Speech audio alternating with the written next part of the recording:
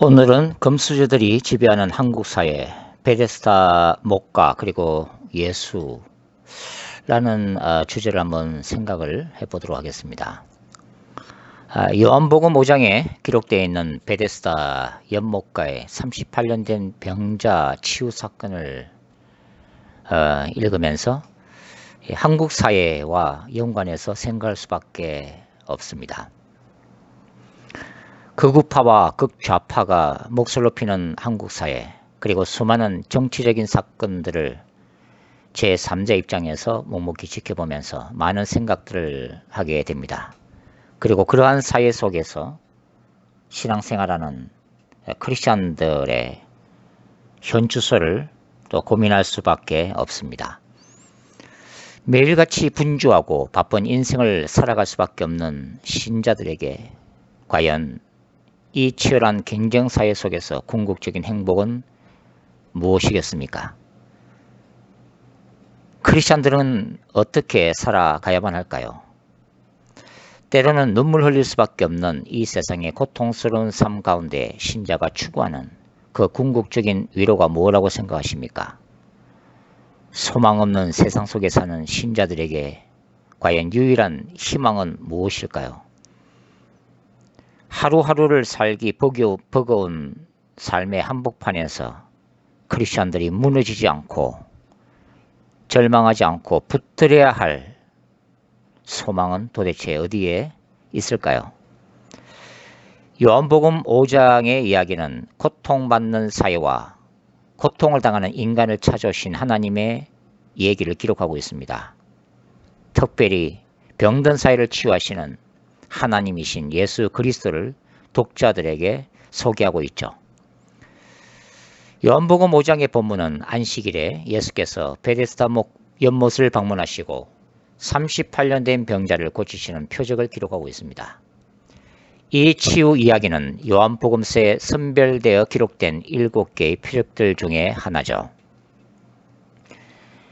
표적의 목적은 이러한 기적들을 행하시는 이가 바로 하나님의 아들이신 예수 그리스도이심을 이 책을 읽는 자들로 하여금 믿게 하기 위함입니다. 요한복음 20장 30절부터 31절에 기록되어 있습니다. 요한은 5장 1절에서 단순히 유대인의 명절로 기록하고 있습니다. 그래서 이날이 6월절인지 77절인지 초막절인지 분명하지는 않습니다. 다만 양문 곁에 베데스다라는 연못이 있음을 요한은 언급하고 있습니다. 베데스다는 아람어 베티사를 음력한 것이죠. 자비의 집이란 뜻을 가지고 있습니다.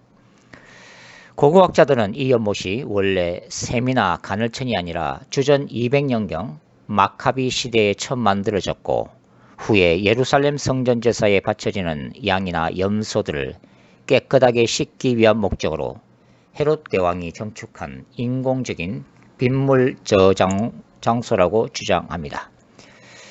여하튼 이 연못에 대한 오랫도록 전해져 내려오는 전성에 따르면 천사가 가끔 못에 내려올 때 물이 움직이기 시작한다는 거죠. 그때 먼저 연못에 들어가는 자가 고침받는다는 그러한 믿음 때문에 수많은 병자들이 이곳에서 기적적인 치유를 기다리고 있었던 곳이었습니다. 이 병자들은 몸이 온전하지 못하기 때문에 예루살렘 성전 제사 참여가 원칙적으로 금지되어 있었습니다. 그러니까 이들은 육체적으로도 고통을 받았지만 하나님의 백성으로서 가장 놀라운 축복으로 여겨졌던 성전 예배 참여가 원천적으로 금지되어 영적으로도 고통을 당했던 버림받은 사람들이었다고 볼 수가 있죠. 그런데 이러한 곳에 바로 요한복음 1장에서 언급된 천지를 창조하신 그 말씀이 찾아오신 것입니다. 요한은 예수께서 방문하신 그 병자를 38년 된 병자라고 기록하고 있죠. 요한이 구체적으로 기간을 밝히는 이유는 출애굽의 역사와 연관시키기 위함입니다. 신명기 2장 14절. 뒤따르는 요한복음 6장에서도 오병이어의 기적 사건을 모세를 통해 하나님이 광야 이스라엘에게 내리신 만나와 연결시키고 있죠. 그래서 예수께서 일시적인 만나와는 달리 영원한 생명의 떡이심을 강조하고 있습니다. 요한은 이 38년 된 병자가 당한 수많은 고통과 환란을 38년 동안 광야를 유리하고 방황하면서 고통을 경험했던 이스라엘에 비유하고 있는 것이죠. 그런데 본문에서 놀라운 것은 예수께서 이 병자에게 내가 낫고자 하느냐라고 질문하셨을 때 이 병자 입에서 튀어나온 답변입니다. 그는 이렇게 얘기하고 있습니다.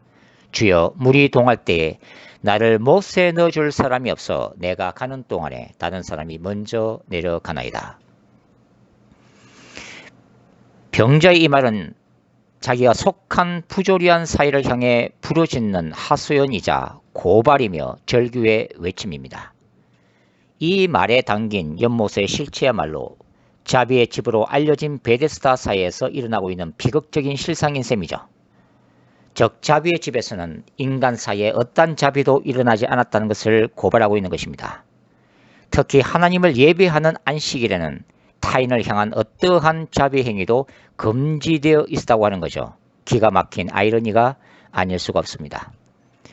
우선 베데스다 연못에서 병자들이 위치하고 있는 그 배치도를 보면 연못에 물이 움직일 때, 즉 치유받을 수 있는 가장 중요한 그 순간에 가장 가까이에서 바로 뛰어들 수 있는 그 베스트 A석에는 환자들 중에서도 가장 힘이 있고 건강 상태가 비교적 양호한 자들이 차지하고 있었습니다.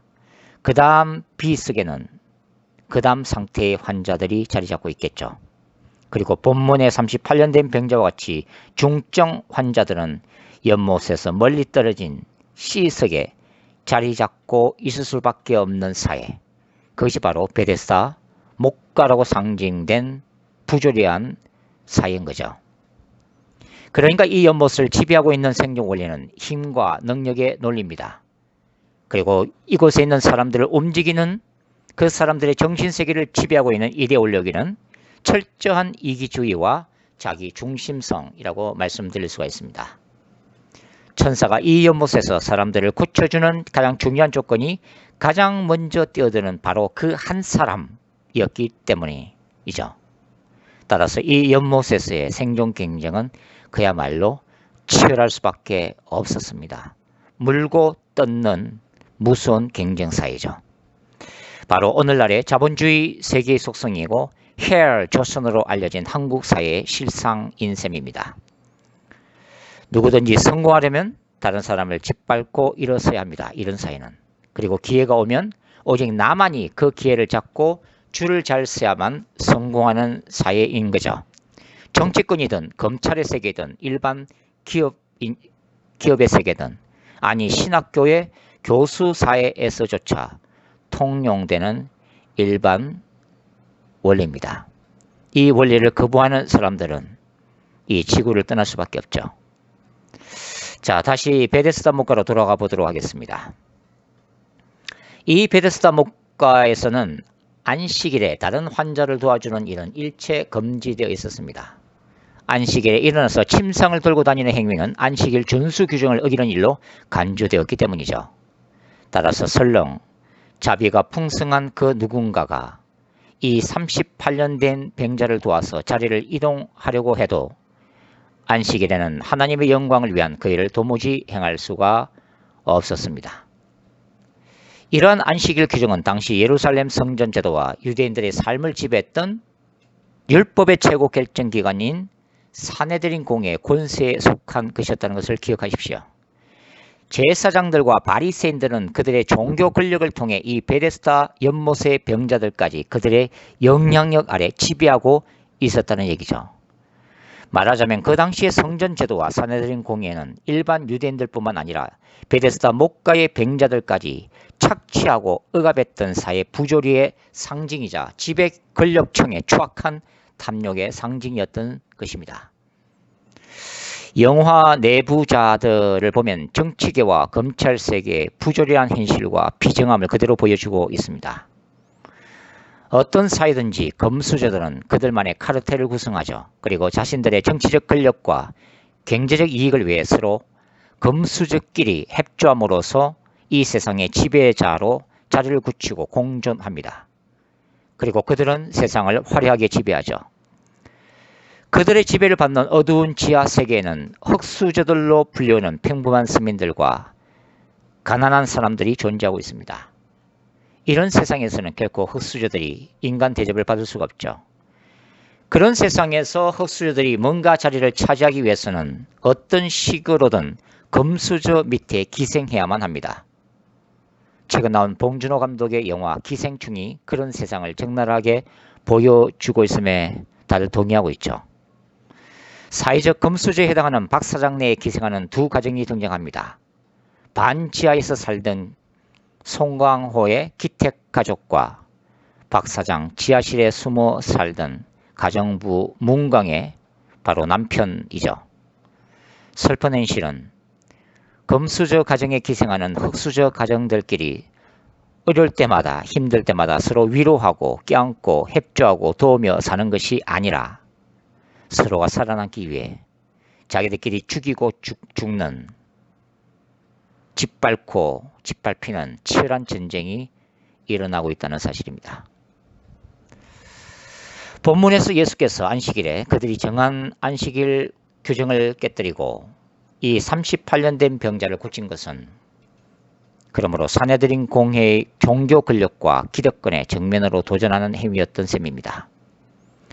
더군다나 예수께서는 하나님을 아버지라 호칭하시죠. 따라서 바리새인들의 분노를 자아냅니다. 왜냐하면 거룩하신 하나님을 아버지로 부르는 것은 하나님과 동등한 자리에서 자신을 신격화하는 것을 의미하고죠. 따라서 이들에게는 예수의 말씀은 신성 모독죄에 해당하는 것이었습니다. 결과적으로 예수님의 아바 호칭은 유대교 자체에 대한 심각한 종교적 도전이었던 것입니다. 그러나 예수께서 유대교의 종교 권력에 도전한다고 해서 고통받고 소외받고 돈 없고 권력 없는 자들을 찾아오시고 그들을 위로하시고 치유하신다고 해서 저는 본문을 해방신학이나 민중신학적 관점에서 해석하고 싶지는 않습니다. 저는 그것이 저자 요한이 원하는 바가 아니었다고 믿고 있습니다. 요한이 의도하는 바는 그럼에도 불구하고 이 고통받는 세상에 찾아오시는 하나님의 자비에 관한 것이죠.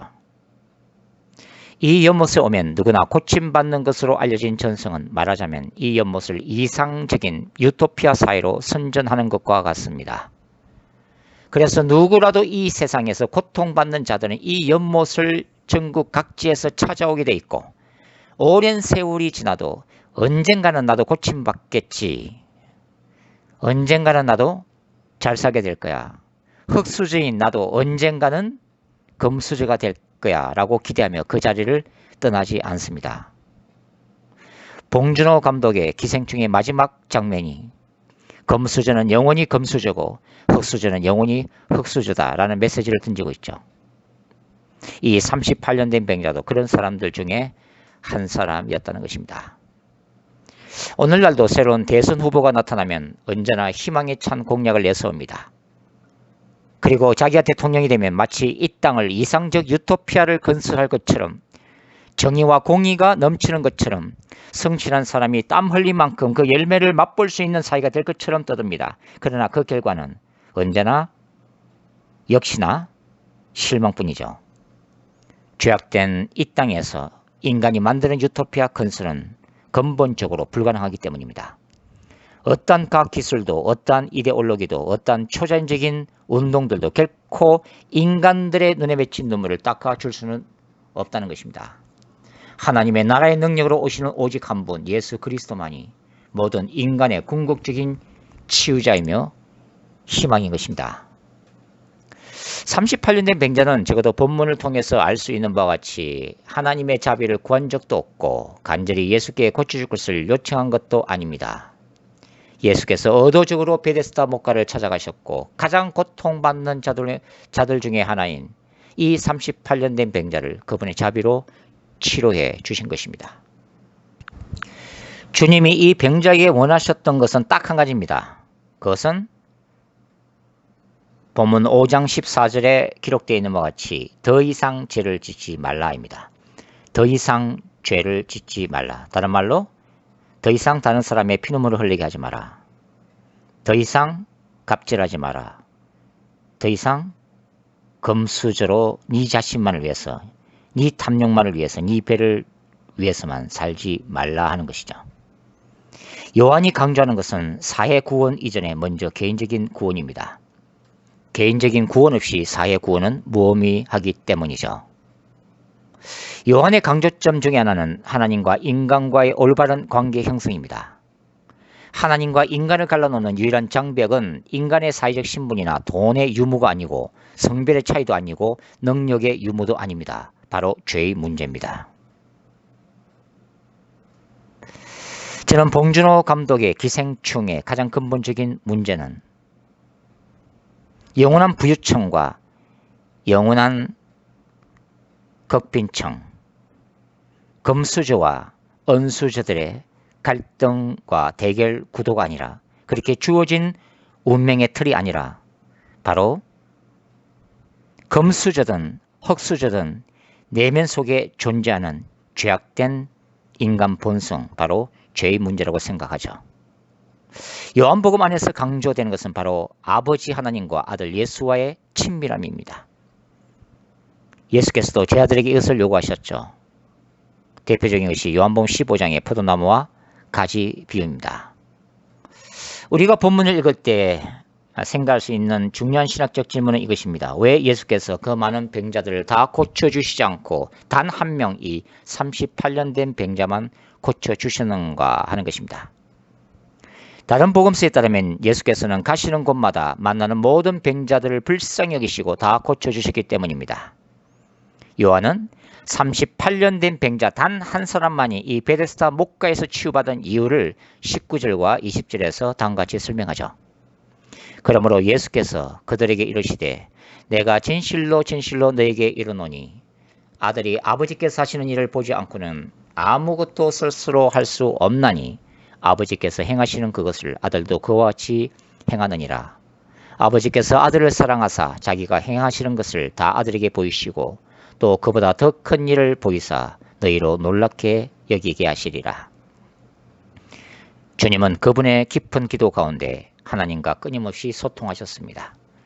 예수께서는 그분의 하루 일정을 새벽부터 기도로서 모두 아버지께 위임하셨고, 기도 가운데 주님의 영은 하늘의 보호자 하늘의 천상에 의해서 바로 하늘 아버지께서 행하시기를 원하시는 그 일들을 보고 듣고 그리고 순종하심으로 행하셨던 분이십니다. 요한복음서에 기록된 7가지 표적들도 이러한 연장선상에서 해석이 가능하죠. 예수께서는 아버지의 뜻을 따라, 오직 아버지의 뜻을 따라, 오직 아버지의 뜻을 따라, 그분의 뜻이 아니라 오직 아버지의 뜻을 따라 다른 곳이 아닌 그날 베데스다 연못을 방문하셨습니다. 그리고 자신의 뜻이 아니라 아버지의 뜻을 따라, 성령을 따라 단 한 사람 38년 된 병자만을 고치시고 그곳을 호련히 떠나셨습니다. 따라서 우리는 모릅니다.